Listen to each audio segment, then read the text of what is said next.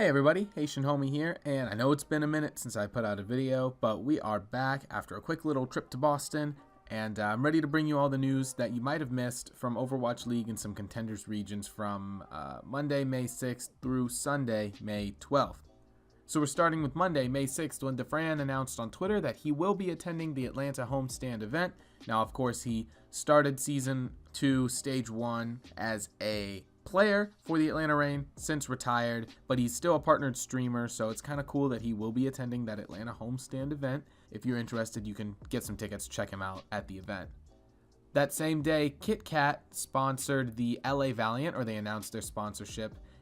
They'll also be sponsoring that third homestand event, which will take place in California. That one will be called the Rivalry Weekend, and so KitKat has the naming rights to that now, so it'll be like the KitKat Rivalry Weekend, the way that technically the Dallas event was like the Bud Light homestand. So we're gonna have KitKat slapped onto the Rivalry Weekend. So yeah, now that they sponsor the LA Valiant as well. Tuesday, May 7th, Paris Eternal team manager Lisa Lingvall decided to part ways with the team. She said that she will discuss later why that is, but she is no longer working with the Paris Eternal. She's moved back to Sweden to look forward to new opportunities, not dealing with the Overwatch League, apparently. It's not quite clear why she left, but maybe that information will be forthcoming sooner or later. That same day, here's a big piece of news that I'm really excited about. The Overwatch League Grand Finals will be held in Philadelphia, home of the Philly Fusion. Now, of course, it's pretty up in the air, kind of doubtful that the Philly Fusion will be making it to those finals, but it'll be held a little bit closer to me than it was last year, so maybe I'll get the chance to go. Wells Fargo Center in Philadelphia, Sunday, September 29th. That's when we're going to have the Grand Finals. Looks like tickets will be going on sale sometime in June, so you can sign up on the Overwatch League website to get in on tickets if you're interested in attending. I think Philly is going to be a great place for the Overwatch League in general. It's going to be a great place for the finals. I'm looking forward to it. It doesn't have the same name value as New York City, but I do think it's going to be a really good place for the event. I think it should be a lot of fun. So I'm looking forward to it, and hopefully I'll get to go. We'll see. So we've got two bits of news from Australia. Trill is being bumped up from Envy up to the Dallas Fuel. So he'll be joining the Dallas Fuel in the off-season between Stage 2 and 3, and will hopefully be playing with the team as they move forward into Stage 3. But on the other hand, CKM has announced that he is leaving the professional Overwatch scene. He didn't make it into Overwatch League for Season 1 or for Season 2.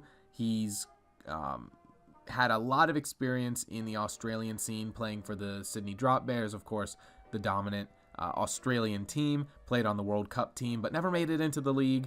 Basically, he said with him starting university, he had to pick one or the other, decided to pick the more surefire bet of putting his time into his studies, since he doesn't think he'll make it into the league.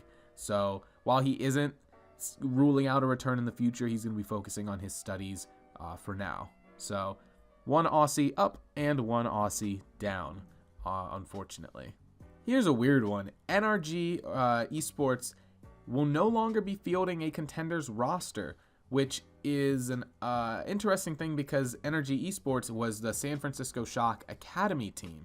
So basically, there's a story from Upcomer saying that, here's the quote, "We skinnied down our Overwatch League team to leave room to add new players under that 12-player cap to develop directly under Krusty and be part of the Overwatch League atmosphere. So we didn't feel like we would get a lot out of extending it through a Contenders program," said the CEO and founder of NRG Esports, Andy Miller.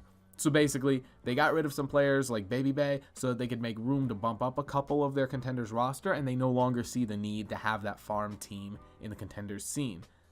Maybe we'll see information coming out about that in the next week now that the Shock are finished with playoffs, and so maybe we'll see if any of those players get bumped up and what's going to happen to the rest of that roster that has since been released.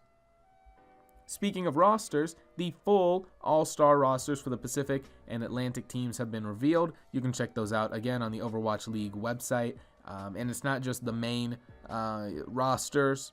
It's also the reserves, so you can check out all those players that will be participating in next weekend's All-Star events. Moving on to Friday, May 10th, another big weird thing happened. The Valiant traded Fate to the Mayhem, and in return got Shax, Fact Fiction, and McGravy. I don't really get this, because I don't know about Fact Fiction. He didn't impress me when he played last season, so I'm not sure. I haven't really watched him in Contenders, but if he's I don't know. I don't know where he falls yet, but he didn't impress me last season.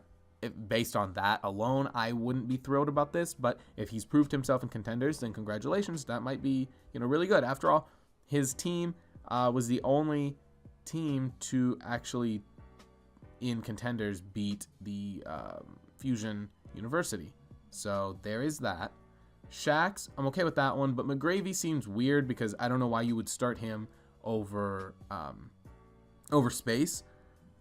It just doesn't seem like a necessary pickup. The only thing I'm thinking is maybe they're planning to trade McGravy, right?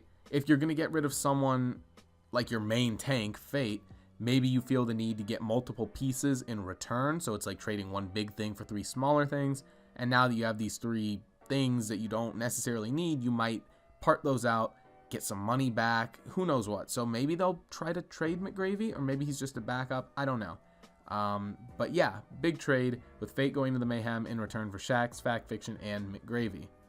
That same day, we also found out that Into the AM is going to be doing those all-star jerseys that look absolutely gorgeous. So the reason I'm including this in here is that this is huge. Into the AM was the Season 1 provider for the Overwatch League jerseys, and they were fantastic. And so a lot of fans want them to just take over like the merchandising again. I don't know if that's going to happen in the future. I don't think that Overwatch League can really afford to end that partnership with Fanatics. Maybe they can. Who knows? But the Into the AM jerseys do look gorgeous, and that's what we're going to be getting, those blue and gold jerseys for the All-Star action. So, again, check those out if you want. They're like $100 a piece, but they are pretty cool. So, check those out if you would like. And finally, there's no real date attached to this one, but 2019 Contenders Season 1 has wrapped up, so you can see on your screen right now all the winners from all the different regions: Australia, China, Europe, Korea, NA East and West, Pacific, and South America. So these are the teams that will be heading over to the different showdowns, the Atlantic and Pacific Showdown events. Yeah, those will be pretty cool. I really like this because you have sort of that, oh, this region is better than that region. It'll be cool to see if those arguments are true or if we can get some massive upsets. So we'll see how it plays out. I'm excited. I think it's going to be great for the visibility of Contenders, and I'm looking forward to watching those. So these are the teams that you'll be seeing at those events now that the Contenders season has concluded. On that similar note, Stage 2 for the Overwatch League is concluded with the Shock and the Titans going at it in the finals. Now, I'm not going to spoil it for you if you haven't gotten to watch it yet. I know I didn't get to watch it live, so I had to go back and check out the VOD, and it was a solid match. So if you haven't had the chance to check it out yet, give it a go. Great matchup, and they don't disappoint. Whether you like watching GOATs a lot or not, I mean, they're just 2 really good teams going at it. Hopefully we'll get a meta shift at some point, if I do say so myself, but the match was still top tier Overwatch at its finest, so check that out. Thanks for watching. Come back on Thursday. We will have 2 videos this week. Sorry about not having any last week, but yeah, we'll be back on Thursday with a video. I've got a couple ideas I'm throwing around, so we'll see what I go with, and come check it out when it's finished. Haitian Homie signing off. Thanks for watching again, and I'll see you all later.